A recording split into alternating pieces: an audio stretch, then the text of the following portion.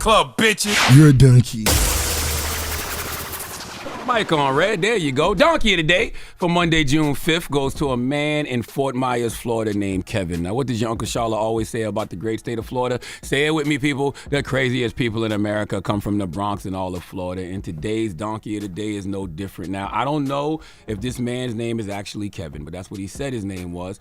And I don't know if that's really his name because this man made some other claims that make me feel like I don't know if we can believe anything that comes out of his mouth. And because this man is just running around saying things that we don't know if we can believe, we the people need to get this man off the street and get him some help. Now, I know what you're saying. Charlamagne, since when do you want to get people from Florida some help? Well, that should let you know the severity of the level of donkey we are dealing with. Would you like to know what Kevin's claims were?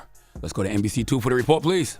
Here at the McCaslin household on Shadley Road, it was all but a typical Thursday evening. We were eating dinner with myself and my two daughters, and we heard a noise at the door. Oh, but nobody was knocking. Instead, this random man was inviting himself in for a bite to eat. Brian got up from the table and found this guy standing right in his living room. He was in the house. He started to tell me that he was a ghost and that I shouldn't be able to see him. That's right. This guy thought he was a ghost. He was shocked that I could see him. Thought he was walking around and that nobody could see him. Brian is barely able to believe what he's seeing. I could tell his behavior was not normal. Who knows what this person might do, if they had a chance to think. After causing this scene inside, this guy who claims his name is Kevin came running outside to where a crew was cutting down a tree. He hopped up in one of their trucks and locked himself inside. So at this point, this man barged into Brian's home. He thinks he's a ghost, and now he's locked inside a tree crew's truck. I think it's all wild. After coaxing the man for a while, the tree trimmers were finally able to get him out, where he then took off wearing nothing but his bathing suit. Let me tell you something, man. If you come to my house with a bathing suit, no shoes or anything else on, and I'm in there eating with my daughters, and you are advancing into my house, you get into my house and you claim to be a ghost, I promise I'm going to make your claim come true. That's right. You may not have been a ghost when you entered, but you shall be a ghost when you leave, okay? F you, die slow, my 4-4, make sure all your kids don't grow. Look, man, here's the thing. I know this man is probably dealing with some form of mental illness, but in that moment when someone invades the peace that is your house, you in there with your kids, the first law of nature is self-preservation. I got to protect me and mine, and at this point, I don't know what your angle is, but if you're coming in talking about you a ghost, I don't have no choice but to defend myself because you might be trying to make me one, okay? I don't know if you're a friendly ghost or a demon. We don't know if you Casper or Freddy Krueger, Slimer or Samara Morgan from The Ring. You're breaking somebody's house talking about you a ghost, then you deserve to get sent to your maker and become the ghost of Christmas past. They said he was wearing nothing but a bathing suit, no shoes or anything else. You know another way to look at it? That's not a ghost, that's a crackhead.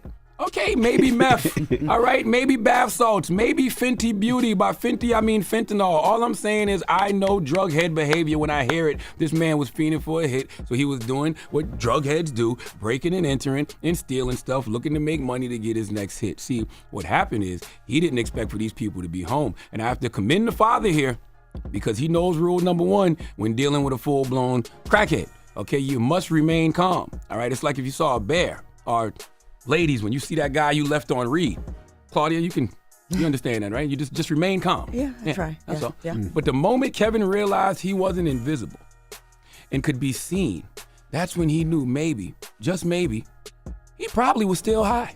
Okay, yes, this man was clearly still under the influence because whenever I'm high, you can't tell me I don't have superpowers like invisibility or mind reading, but that's a whole other topic. Now, I agree that we need to find this man some help. All right, but first we have to find him. So they are asking if you have any information that might help investigators, you can submit an anonymous tip to SWFL Crime Stoppers or call 1-800-780-TIPS. But I am a person who loves to see things from both sides, and I've lived long enough to know to always be skeptical but listen.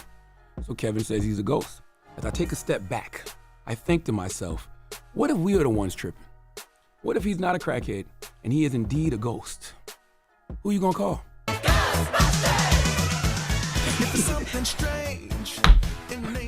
That's all I'm saying. Who you gonna call? That's right.